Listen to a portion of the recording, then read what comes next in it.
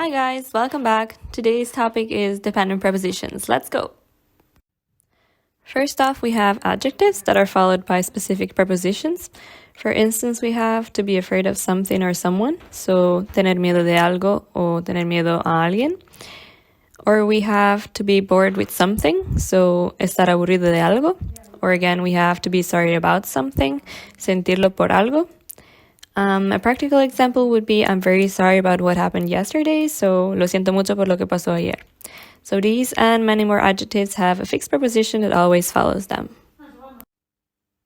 Then here we have verbs that are combined with prepositions. So just like the adjectives before, they're always followed by a specific preposition. For instance, we have to agree about something with someone, es decir, estar de acuerdo con alguien en algo.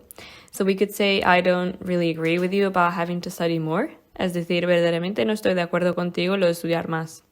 Then instead, with the verb to laugh, according to which preposition we use, the shade of the meaning will slightly change. So to laugh at will mean reírse de, whereas to laugh about will be reír por algo.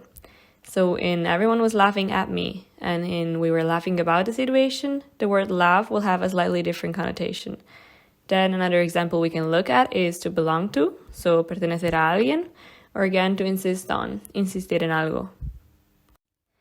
Here we have verbs that are followed first by the object of the action and then by the preposition. And we have to be careful because some are followed after the preposition by gerund, so an ing form. In fact, we can see to accuse someone of is followed by ing. So for instance, we could say she accused me of stealing her boyfriend, so me acusó de haberle robado el novio.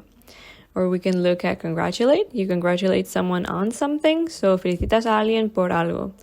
So we could say she congratulated me on my excellent results. Or we could look at to blame someone for something, so echar la culpa de algo a alguien. For instance, my mom blamed me for the broken plate, but the culprit was actually my brother. Lastly, we'll have a look here at prepositional phrases, so phrases that go with a set preposition. For instance, we have at first sight, so a primera vista, or we have by oneself, a solas, or with regard to, con respecto a, or again, up to date, al día. That was it for today, guys. Thanks for watching.